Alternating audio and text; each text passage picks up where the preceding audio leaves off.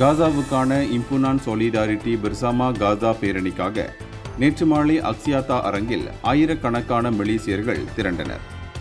இதன் மூலம் அவர்கள் பாலஸ்தீனியர்கள், இஸ்ரேலிய படைகளால் சமீபத்தில் தடுத்து வைக்கப்பட்ட குளோபல் சுமூட் ஃப்ளாட்டிலாவைச் சேர்ந்த 23 மலேசிய தன்னார்வலர்களுக்கு தங்கள் ஒற்றுமையையும் அன்பையும் வெளிப்படுத்தினர். மாணவர்கள், செயல்பாட்டாளர்கள், ஓய்வு பெற்றவர்கள் உட்பட பங்கேற்பாளர்கள் பாலஸ்தீன கொடிகளை அசைத்து பாலஸ்தீனத்தை விடுவிப்போம் என்று முழக்கமிட்டபடி இரவு 8 மணிக்கு நிகழ்வு தொடங்குவதற்கு பல மணி நேரத்திற்கு முன்பே அரங்கை நிரப்பினர்.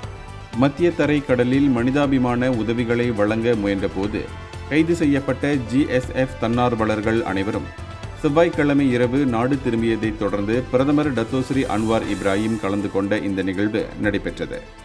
இந்த சோதனை குறித்து பெருமையையும் வேதனையும் வெளிப்படுத்திய மாணவர் அஷ்ராஃப் ஷாமி, ஓய்வு பெற்றவரான போசியா அபு போன்றோரின் உணர்ச்சி பூர்வமான கருத்துக்களால் அரங்கில் கூடியிருந்தவர்களின் எழுச்சி உணர்வு மேலோங்கின.